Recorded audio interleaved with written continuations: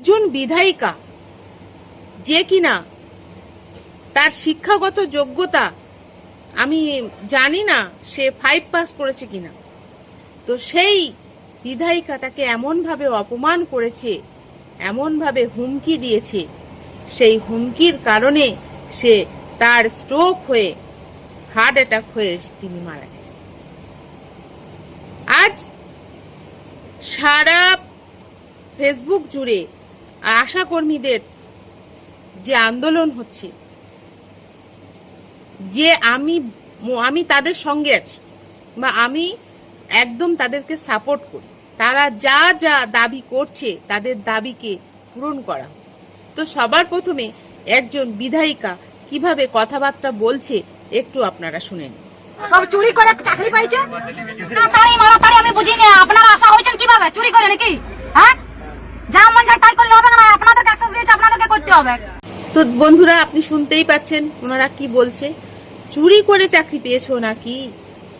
তো ম্যাডাম, চুরি করে চাকরি পাওয়া যায়? চাকরিটা কি আপনার সিন্ধুকে মানে আটকানো ছিল যে ওনারা সেখান থেকে টপাস করে চুরি করে নিয়েছে? আমরা ঠিক বুঝতে পারছি না যে চুরি করে চাকরি নিয়েছে, এটা আপনি কিভাবে বললেন? যতটুকুনি শিক্ষাগত যোগ্যতা চেয়েছিল সেই সময়, যতটুকুনি শিক্ষাগত যোগ্যতার সার্টিফিকেট জমা দেওয়ার প্রয়োজন ছিল, ততটুকুনি শিক্ষাগত যোগ্যতা সার্টিফিকেট দিয়েই আশা দিদিরা চাকরি পেয়েছে। আপনি তখন কোথায় ছিলেন? আপনাকে বিধায়িকা যে দেয়া হয়েছে, পদ যে দেয়া হয়েছে, আপনি কতটা শিক্ষিত? আপনাকে যদি একটা রিডিং বাংলা পড়তে দেয়া হয়, আপনি পড়তে পারবেন না। এক কলম ইংলিশ আপনি লিখতে পারবেন না। আপনার নিজের যে ঠিকানাটা, সেই ঠিকানাটা আপনি ইংরেজিতে লিখতে পারবেন না। অথচ আপনি একজনের শিক্ষাগত যোগ্যতা নিয়ে কথা বলছেন। একজন আশা কর্মী, তার যে কাজ, তাকে যে কাজের জন্য বহাল করা হয়েছে, সেই কাজের বাইরে গিয়ে তাকে আয়ুষ্মান ভারতের কাজ দেওয়া হয়েছে। আপনি কি জানেন আশা কর্মীর ঠিক কতটা কাজ করা, তার কতটা কাজ করার জন্য তাকে নিয়োগ করা হয়েছে? এটা কি আপনি জানতেন বা জানেন বা জানার প্রয়োজন মনে করেছিলেন? তাকে চুরি করে চাকরি পেয়েছে আপনি বলে দিলেন। একটা বিধায়িকা, তার কত কাজ থাকে, অনেক রকম কাজ থাকে। আপনি সেই কাজগুলো বন্ধ করে দিয়ে, বাদ দিয়ে আশাকর্মীর পেছনে লেগেছে। আশাকর্মীদের কেওয়াইসি করা হয়েছে, তার যথাযোগ্য ট্রেনিং দেওয়া হয়নি। আপনি কোথায় ছিলেন? এই যে আশা কর্মীরা যে 2,500 3,000 করে এক একজনকে ফর্ম দেওয়া হয়েছে, সেই ফর্মের কাজ করতে কিন্তু তারা হিমশিম খেয়ে যাচ্ছে। তার মধ্যে আবার আপনাদের মতন বিধায়িকাদের, কিছু জেলা সম্পাদকদের হুমকি শুনতে হচ্ছে। 5,000 টাকা বাড়িয়েছে বলে কি আপনাদের এতটাই গাত্রদাহ হচ্ছে? আপনার ঠিক বুঝতে পারছি না। একটু পরিষ্কার, যেই আসছে সেই বলছে 5,000 টাকা বাড়ানো হয়েছে। 5,000 টাকা, যে 5,000 টাকা যখন মুখ্যমন্ত্রী মহাশয় বাড়িয়েছিলেন, তখনও মুখ্যমন্ত্রী মহাশয় জানতেন যে তাদের কি কাজ, এবং উনি যথেষ্ট সম্মানের সঙ্গে বলেছেন যে আশাকর্মী দিদিরাই কিন্তু হেলথ সেন্টারটাকে বাঁচিয়ে রেখেছে। যথেষ্ট সম্মান দিয়ে বলেছেন।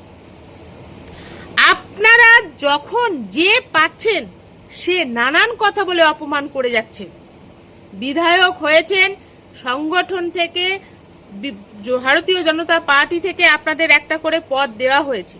এই যে আপনারা বলছেন ভারতীয় জনতা পার্টিকে বদনাম করার চেষ্টা করছে, এই যে আজকে বিধায়িকার জন্য যে আশা কর্মীটি মারা গেল, এর কি ভারতীয় জনতা পার্টির একটুও কি বদনাম হলো না? ভারতীয় জনতা পার্টিটা কি আরো উজ্জ্বল হলো? এতে করেই তো মানুষের মনে ভাবছে যে কি আমরা কাদেরকে নিয়ে আসলাম। এটাই কিন্তু সমস্ত মানুষের, আশাকর্মী থেকে অঙ্গনওয়াড়ি দিদিদের মনে কিন্তু চিন্তা হচ্ছে। আপনারা প্রত্যেকে যারা কিনা এই ভারতীয় জনতা পার্টির পদস্থ হয়েছেন, আপনারা প্রত্যেকে ঔদ্ধত্যবাজ। আপনারা নিখুঁতভাবে দেখছেন না ব্যাপারটা কি। আপনারা প্রায় গত কয়েক মাস আগে আমি একটি রেখা পাত্রের একটি ভিডিও দেখলাম, উনি না জেনে বুঝে একটা কমেন্ট করে বসলেন যে একজন অঙ্গনওয়াড়ি কর্মী 2টো করে চাকরি করছে। এই তো আপনাদের বিধায়িকাদের ছিরি, আপনাদের নেই কোনো শিক্ষাগত যোগ্যতা, আপনাদের কোনো গান্ডজ্ঞান নেই। আমি আপনাদেরকে বলতে বাধ্য হচ্ছি, আপনি একজন বিধায়িকা, বুঝে সুঝে কথা বলুন, আপনি বোঝার চেষ্টা করুন, আপনি জানার চেষ্টা করুন। আজকে তারা এক জায়গায় বসে ক্যাম্প করছে, অসুবিধাটা কি আছে? মানুষ তার নিজের স্বার্থে এসে যদি সেই জায়গাটা এসে লাইন দিয়ে ফর্মটা ফিল আপ করে বা কেওয়াইসি করে, তাতে সমস্যাটা কোথায়? বাড়ি বাড়ি 2000-2500 ফর্ম দিয়েছে এবং সময় অনেকটা কম দিয়েছে, অল্প সময়ে অনেকটা কাজ। তারা যদি এক জায়গায় বসে এলাকায় খবর দিয়ে তারা যদি করে, তাতে সমস্যাটা কোথায় ছিল? একটা আশাকর্মী তার যথেষ্ট নখদর্পণে থাকে যে সেই এলাকায় কার বাড়ি পাকার, কার বাড়ি মাটির, কে কার বাড়িতে কটা ফ্যামিলি আছে, কার বাড়ির বাথরুমের পাইপের কালার কি। তাহলে সেই আশাকর্মী যদি এক জায়গায় বসে কাজটা করে, হ্যাঁ ভুল যদি হয় তখন আপনি বলতেন, কিন্তু আপনারা এত উদ্ধত্ত, আপনি ভুল ঠিকের বিচার না করে সেই আশাকর্মীর উপরে নির্বিকার অত্যাচার করে গেছেন, আপনি অমানবিক কথাবার্তা বলে গেছেন। স্বামী সন্তানকে দিয়ে সে কাজ করা, একজন আশাকর্মী করাচ্ছে তো করাচ্ছে, কাজটা নিয়ে প্রয়োজন, আপনাদের কাজ নিয়ে প্রয়োজন, কিন্তু না, আপনাদের কাজটা দরকার নেই। আশাকর্মী দিদিদের যে 5000 টাকা বেড়েছে ওটাতেই আপনাদের অসুবিধা, তার কাজটা নিয়ে কিন্তু কোনো সমস্যা নেই। এই যে 5000 টাকা বেড়েছে না, বাড়িয়েছে, এটাতেই আপনাদের সমস্যা। এই সমস্যা থেকে না, আপনারা আপনাদের এই সমস্যাগুলো থাকলে আপনাদের বিধায়িকার পদ থেকে এক্ষুনি বিতাড়িত করা দরকার আমি মনে করি। কেননা আপনাদের অনেক কাজ, যে শিক্ষাগত যোগ্যতা আপনাদের কিছু কিছু বিধায়িকাদের দেওয়া আছে, তো সেই বিধায়িকাদের এই শিক্ষাগত যোগ্যতা নিয়ে এই ভারতীয় জনতা পার্টিতে রাখার কোনো, আমি মনে করি এতে আরো ভারতীয় জনতা পার্টির ক্ষতি হচ্ছে, কোনোদিন লাভ হচ্ছে না। একটা কথা জানেন তো, অনেক মানে বয়স্ক মানুষরা বলে ছাগল দিয়ে কোনোদিন হাল চাষ হয় না, তো সেটাই হচ্ছে কথা। আপনাদের মতন বিধায়িকা যারা কিছু জানে না, আমাদের মুখ্যমন্ত্রী মহাশয় তাদেরকে পদ দিয়ে বসেছে। আজকে উনি বিপদে পড়ে যাচ্ছেন, আজকে উনি সমস্যায় পড়ছেন।